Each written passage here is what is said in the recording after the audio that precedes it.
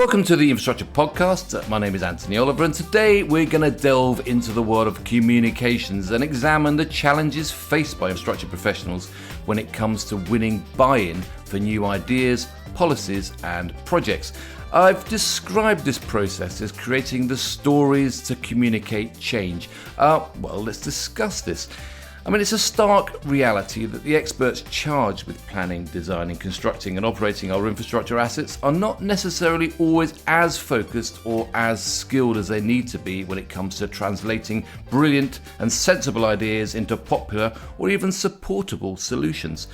Typically, problems can occur from a lack of focus on the impact that a particular idea or project might have on specific people, or insufficient understanding of the needs and fears of local communities. This failure to properly analyse the benefits or the disadvantages can quickly render change practically difficult or politically impossible. So getting this analysis and approach wrong can stop progress in its tracks. Getting it right usually ensures that the benefits of infrastructure investments are reaped across communities who understand and believe in that change and who subsequently have the confidence to demand more. It's a huge and important challenge, so to help me, I've got two guests today, both of whom have career-spanning experience in helping experts across the sector to successfully navigate this tricky process and in building the vital trust required to shepherd individuals and teams through the difficult processes of change. Let me introduce Teresa Jolley and Sir Nick Cary, founders of transport communication specialist DEFT 153. Teresa and Nick, welcome to the Infrastructure Podcast. Thank you very much, Anthony. Yeah, good to see you, Anthony. Great to be here. Well, Teresa, your background is in communications and the design and delivery of events, networking and community engagement across the transport sector. Nick, you've spent a career working largely in central government to help accelerate the uptake and use of data as a tool to better design policy interventions, most recently as head of data and digital transformation at the DfT. Together, you simplify the communication of technical subjects and help technical staff deliver engaging insights that inspire change. So, Teresa, tell me first about DEFT 153. What is it and what do you actually do? Well, yeah, thanks, Anthony. You've summed it up really there. Let's stop there then. Let's stop there. We do. That is our task. Our goal is to help simplify the communication of technical subjects. Your intro there, it's very much a challenge that many of us face. And we recognise that people need help in doing that. So that's really in various ways. That's our mission and what we're here to do. Well, I use the phrase "stories to communicate change," as being vital to help the sector drive forward. What therefore is missing in these stories? Yeah, from my experience, for the last 15 years or so, I've watched and seen many leaders in our sector, and I'm sure it's similar elsewhere, talk about the need for us as a sector to communicate more effectively. So from that, I've taken that collectively we know it's important, but I haven't seen, and I'm sure many others haven't either, seen the actual changes take place. So I think we struggle to know how to do that well. Okay. Obvious question, DEFT, I know what that means, delivering efficiency for transport. What's 153 then? I thought you might ask that. So when we set this up, it was the number of local highways authorities with monetary spend control within England. The numbers changed a little bit over time, but I think the point is there's a lot of us, them, and that's a kind of representation of part of the complexity of the challenge. Well, Nick, turns to you. You say on your website that delivering great transport services depends on excellent engineering, analytical and technical work by many teams of colleagues. But they're not always communicated effectively. Why is that, and how do you specifically help, bringing those analytical tools that you have and skills you have? Yeah, if you become an analyst, the chances are that you're really deeply invested in understanding what data can tell you about something. Having done all the work, often as an analyst, one does not receive training in how best to get what you found across. So what we found is that analysts tend, as a substitute for that, to deliver a report that is full of the process that they went through, which is not of interest and possibly over the heads of many of the people that they're delivering it to. Whereas what we help them to do is to understand that what they need to communicate to the audience, the customer of their analysis, and the audience beyond that is what they've actually found. Right. Well, we'll get straight into that because I know that understanding that audience is a key part of the process you go through. Your goal, though, is to help technical teams make their findings accessible and relevant to decision makers. How do you do that? Because it's all about building trust with stakeholders, Nick, isn't it? I mean, how do you build that trust?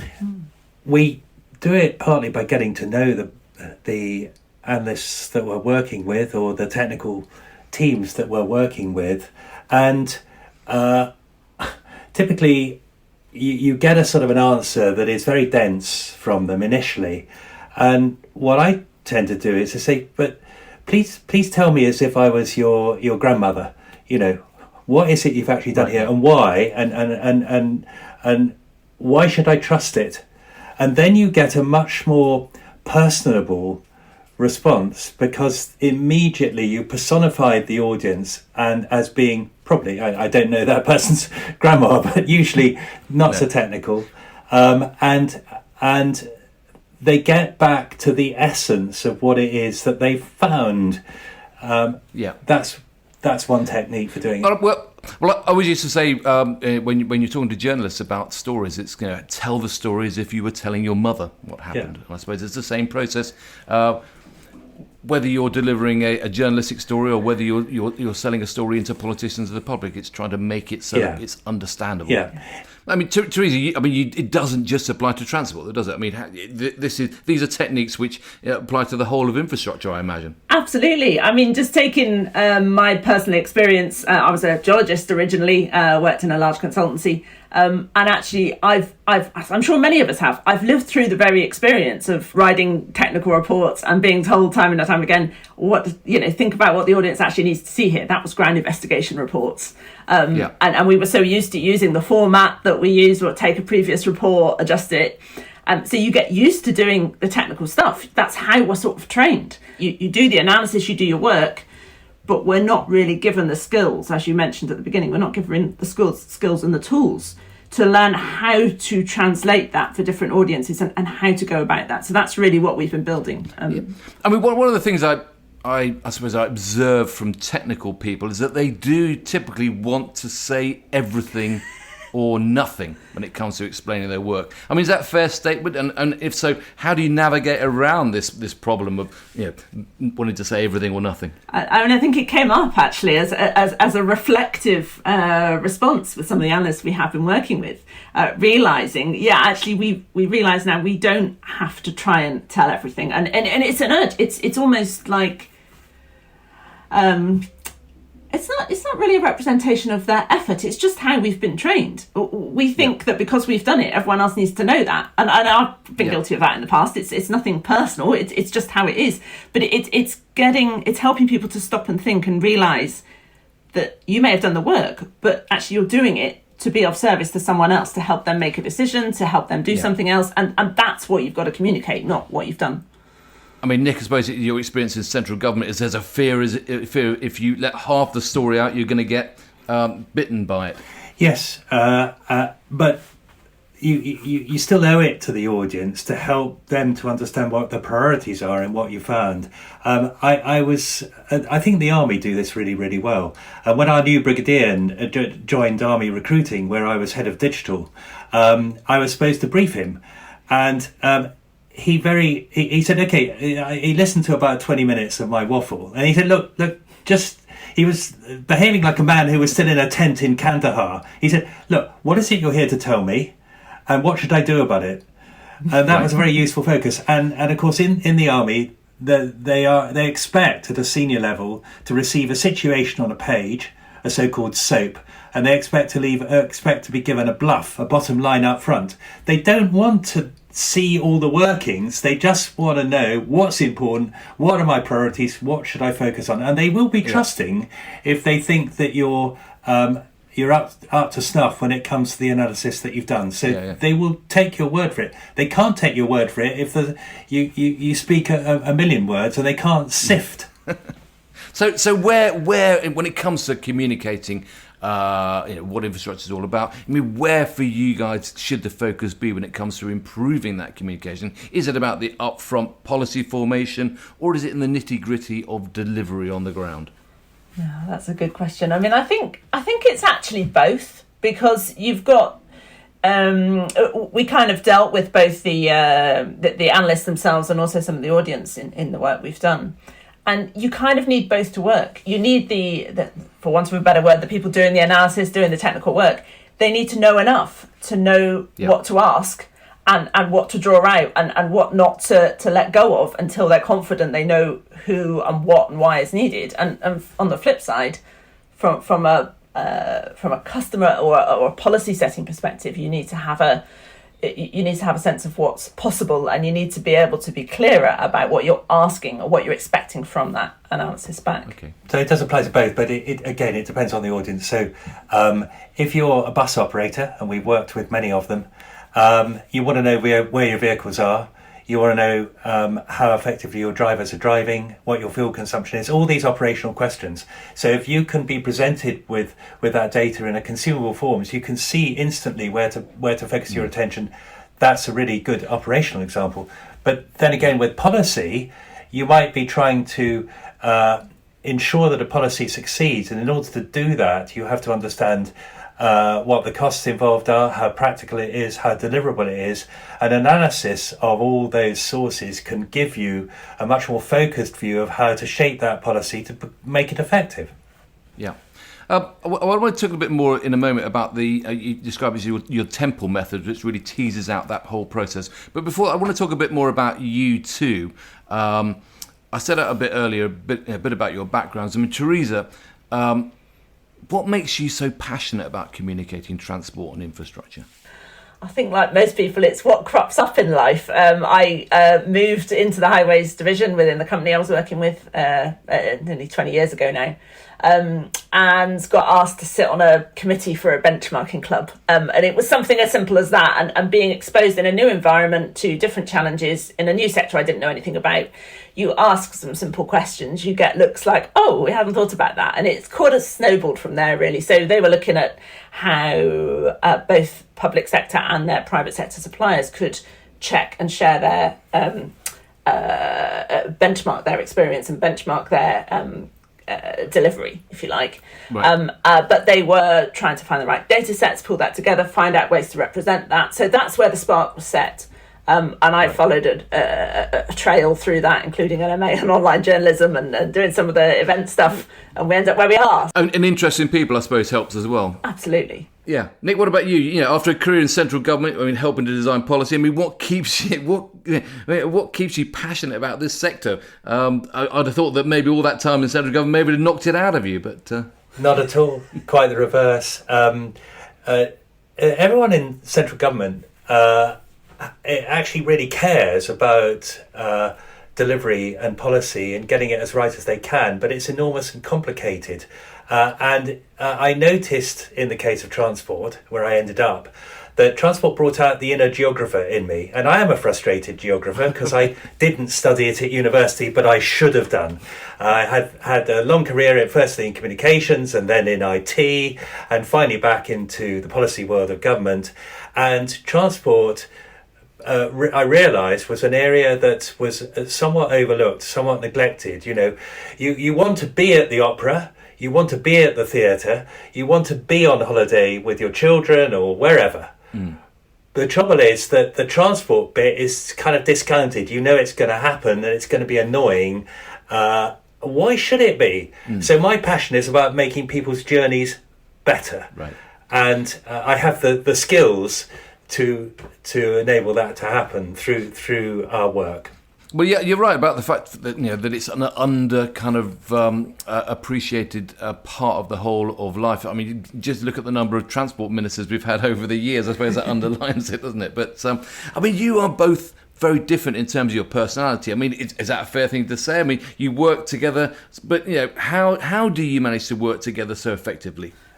I think it's magic, isn't it, really? It's magic. It's magic. It just sort of happens. But if we answer that question, it might be like Schrodinger's cat. It might disappear out of the box. So I don't think it best not to investigate. I understand you're both talking to me today from your home music room, Teresa. I mean, you're a clarinet and sax player, is that right? Is it music, therefore, that takes your mind off transport, or is it all kind of immersed in this big world of expression? Well, I mean, funny you should say that latter part. I wouldn't have said that originally. I used to play the clarinet back in school. It was during lockdown, like many people that have played instruments. It was just like, oh, okay, maybe I could play this again. And there were limits in what I could do when I was younger. And I never got the proper technique. So I wanted to work on that. You can see the recording stuff around me. That's what I work on. Right. I want to be able to feel free with the instrument and be able to have that come across on a recording. So it is a release, it is doing something else, but actually, funnily enough, it is, I think, another form of expression of communication. It's just not written word or visual graphs or anything. It's actually that musical side. So okay. Nick, what about you? Are you clarinetist as well, or what do you do when you're not dealing in transport and communication? I listen to Teresa play. You do more than that.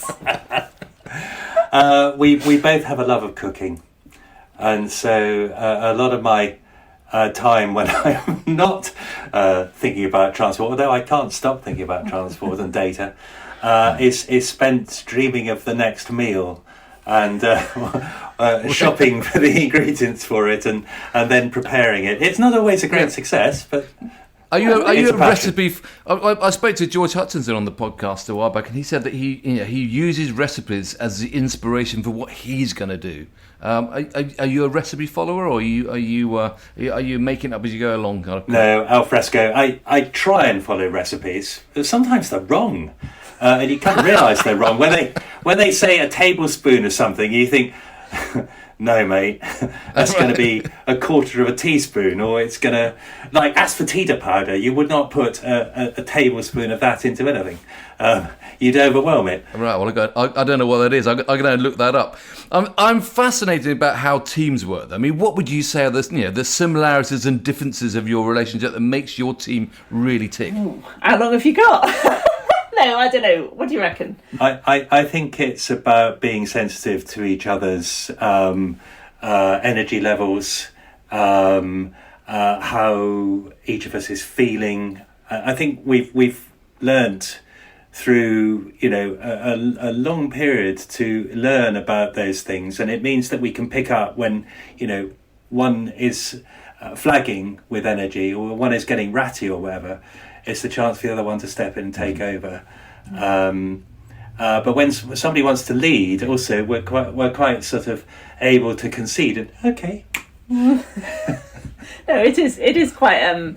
It's a very lovely partnership to be able to work in. It's quite a rare thing. I think I haven't quite had it at this level before. So it's a very joyful experience. There's a life experience in there. You can get ratty, you can get frustrated, whatever. But the support and the kind of the shared goal, I think, is and the fascination with our skills as we've built them in our lives before we met, and then how that's coming together now. It's just really exciting.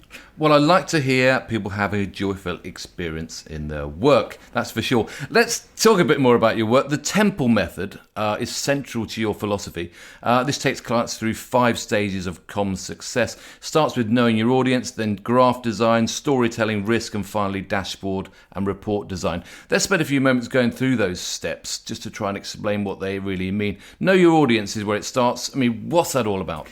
Yeah, it's the crux in a way. It's the foundation layer, and it's what we sometimes miss as analysts, as well, not just analysts, anyone actually. If you're a journalist, you were saying earlier, think about your mother or whatever. But it is that exercise in stopping what you're doing and thinking, really, who are you communicating to? What do they care about? What are their issues? What are their concerns? What's their perspective? And if you don't know, ask them. Yes. Or ask the proxy for them. If it's the public, personify them. Think of a few members of the particular public that you're talking to. Personify them. I mean, that means actually thinking about giving each person a name, what their day's like, that kind of thing, so that you can really get into their heads in order to ensure that the way that you prepare your communication is focused on answering their questions, not yours.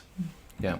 No, well, I will say the only story that you'll read from start to finish is the one with your name in it. So put your name in it.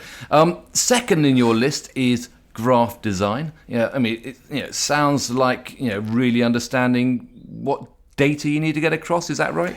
Yeah, it's not simply what data you need to get across, but what are you actually analysing? What type of analysis are you doing? Are you doing something where you're comparing two things? Are you doing something where you want to see a time series? And if so, over what period of time, etc. And then choosing the right sort of graph that will be appropriate to communicate the type of analysis that you've undertaken. And then designing that graph for a visual communication. So Daniel Kahneman's work is talking about this system 1 and system 2, the way our kind of, there's many ways to explain how we think and feel and work, but we basically have a kind of instant visual response to things and then a sort of more studious academic study.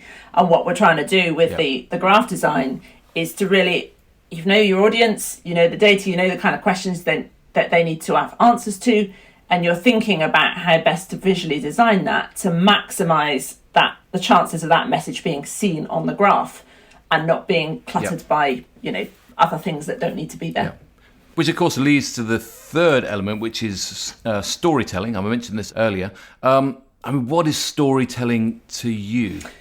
Oh, that's a big question. I think in the context of this, what we're trying to do is to help people understand the concept of the components of story. So we're getting them to think, first off, what is the hook? What is, thinking back to the audience, what's the key thing they care about? What if you miss something out, it's not going to work. So what do they really care about? What are the risks from the decisions they might take from this? That's the scene setting. But then it's looking at the character models. It's going, we're using the hero's journey model. So hero, challenger and supporter, who's actually the group, the person, the team, the individual that's trying to achieve something, going through the hero's journey cycle, going through that approach. Right, yeah. What are what are the things that are supporting them, and who or what are the challenges that they're facing, and trying to use that model. It's a simple model, it's 3 things.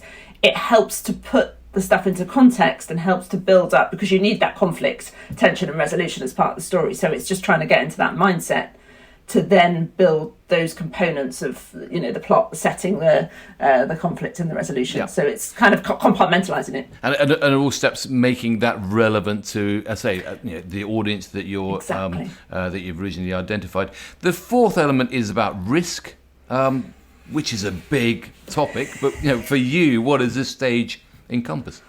Well, every year, of course, parts of the world are subjected to some sort of storm season, hurricanes being, topical along the southeastern seaboard of the United States, and trying to get across the path of where a hurricane is going to make landfall and then follow the course of the land where many people may live is a tricky business. And trying to explain to people that your prediction for where that hurricane is going to travel is bounded by risk, and it might go left of arc, to use a military phrase, or it might go right of arc, is critical to whether or not people leave their homes now, or whether it's reasonably safe for them to stay.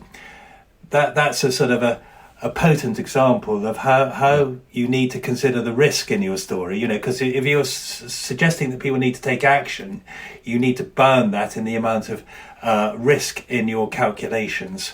And I suppose there's always the element of not wanting to cry wolf too often. Yeah.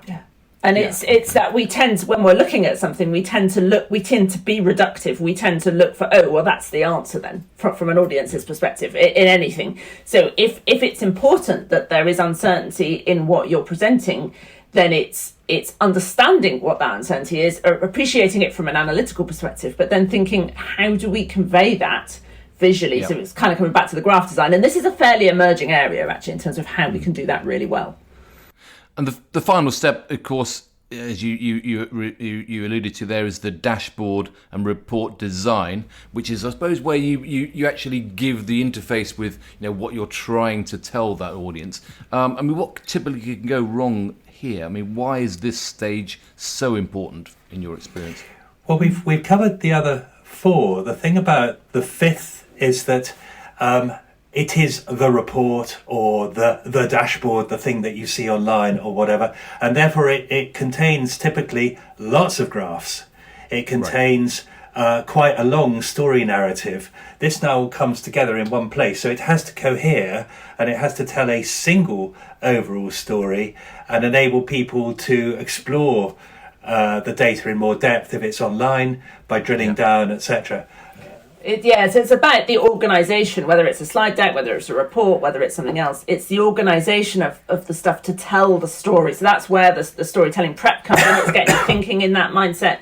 And it's basically to try and avoid the very thing we were talking about at the beginning, which is it's very easy to just go, we did this, and therefore we found this. And of course, knowing that most people just read the exec summary anyway of any report, or people skip to what the recommendations are. It's kind of understanding what the access points are for different people. Yeah. So we try to eliminate the summary and the conclusion from the report designs that we suggest people follow. We start with the bottom line up front. We tell the story, just as you would really in a news story in the newspaper, where you give them the headline, then the stand first, and then you gradually lead them in. And all the time you're selling the idea of reading on because you've got more interesting stuff further along. Which is completely alien to the way that most technical people work, because they like to start basically at the start of the whole process. It's a scientific paper approach. It's in journalism you start with the end point. So what? Yeah. And if you want to roll it up, that in a nutshell is what all of this is trying to help people to understand how to do in a real world environment, in this case transport, but I mean it could, as you quite rightly said, could be anywhere. If you go online in most nations and trawl through government output, you will find that you're probably on page 33 before they get to the point. Yeah. And that's pretty tedious for people to read through. So we get to the point on page 1. Yeah. I mean, talking about what you actually do with that, one of the big things that infrastructure has had a problem with, I mean, whether it's about the development and the design of projects such as HS2, or for things such as the smart motorway network, there is some big issues around, does the public really believe in what those policies are trying to do? How can you help get those right messages, or what suggestions would you have for getting those messages about transport projects and policies right? I mean, I think it's a big thing for a lot of people to do, but the step-by-step approach of in each interaction that you've got, starting to think a little bit more, what does someone else actually really need? What am I doing, and how can I help to make that more possible or more achievable? It can feel completely overwhelming, but there are some fundamental things that we've talked through today that I think people in the sector and other sectors recognise we haven't really tackled. What we talked about and our approach is not going to solve everything, but we feel it is something productive to help bring that change about. And it only actually needs a few people in the right organisation at the right time to start to see some real change in that. Yeah. But I mean, you must reckon, I mean, I spoke to Anit Chandarana about the transition that the National Railway is going to go through, and that, in many ways, as soon as you start talking about big issues such as the railways, it lights the blue touch paper. Everyone's got a view, and everyone's got a different view about what should be done. So therefore, from a communication perspective, it's a really difficult challenge. When you get those sort of blue touchlight things, it can send effectively things scattering everywhere, and I think it takes an effort to you can't solve that all at once, but you could, if there's a choice to, one can start to work at this stuff. More transparency in if there's particular reporting or work that is done. There's a focus on what people particularly need, even if we're just focusing on one type of audience, and you start to rebuild that. You start to think about what they need. It's a wider thing to this, but what data can be provided that others could actually use, and explore for themselves. We're starting to head into the world of data journalism and stuff there, and it's not the only answer to this, but communication is a part of it, but it's... But I suppose a better understanding of data analysis and digital systems, they can help, but it's what you do with that analysis, what you do with that data, and how do you explain it, which is the key point. Yeah, it's actually you can only report on what you have found and report that straightforwardly and simply and easily. It's not about tweaking the message. It's for policy people to decide what they do with the analysis that is presented to them. It's not up to us, and we stay very much on in the camp of let's see what the findings are. Then it's up to other people to decide, what the impact of those findings is, and that's where the court of public opinion has its role to play. But we're about what does it actually say? What have we found here? Okay. The greatest challenges, communication challenges ahead for transport and the infrastructure sector, what would you say, or who or what would you say really needs your help now? I think bus is a big one, certainly, because it's not historically got as much funding, and its deregulation has been challenging from a technical point of view to compensate for, because you can no longer tell a bus operator that they've got to do XYZ. You've got to find a reason for them to do it that makes sense to them, that will also improve the public service. And we presume there's also some big work around the whole area of car transport is changing. With the introduction of EVs and the introduction, of course, of in particular around London of and big cities around ultra low emission zones, which haven't exactly been that popular. Well, it's change, and change is never popular, people who want to promote the downside of change are going to get a lot of airtime and a lot of interest. But if you look at the health impact of the low emission zones and the ULEZ zones, etc., it's fantastic. The fact that small children are going to be less vulnerable to asthma in future is a critical public health issue. So. But it's not up to us to determine the policies. It's up to us to communicate the impact of the policy or the operational needs. Teresa, sorry, you wanted to come in. No, I think I was thinking of a kind of big summary, and I think there's a chance for empowerment in all of us, equipped with a little bit more of this appreciation of the value of the story, the communication, that in time we should be able to feel more comfortable and competent in actually making a case for something, and getting that right analysis question to answer, and using that story. Stories are a really powerful tool stroke weapon, and I don't think we use it enough. It gets used in the different way by different people, and I think other people can contribute to that if they develop those skills to help do it. And I think we have a more evolve conversation around certain things and learn more from it. Well, that is a great point for us to finish with there, Teresa. Thanks so much for giving us all lots to think about there. It's a really, really big and very interesting subject. So thanks very much for joining me today on the Infrastructure Podcast. I know all too well how powerful good communication can be in the sector. So thanks for sharing your ideas today. Thanks very much. It's been a great chat with you, Anthony. Yeah, great fun. Thanks so much. Cheerio. Thank you very much, Teresa and Nick. That's all we've got time for today, but we've got more in the pipeline from the Infrastructure Podcast and more guests to talk to as we continue to probe the big issues faced across the sector. If you haven't done so already, do check out the Infrastructure Podcast website. That's www.infrastructure-podcast.com, where you'll find background links to some of the issues discussed today and all the latest podcasts to listen to and to share with your colleagues. So thanks for joining us. Thanks again to Teresa and Nick, and I look forward to seeing you again very soon.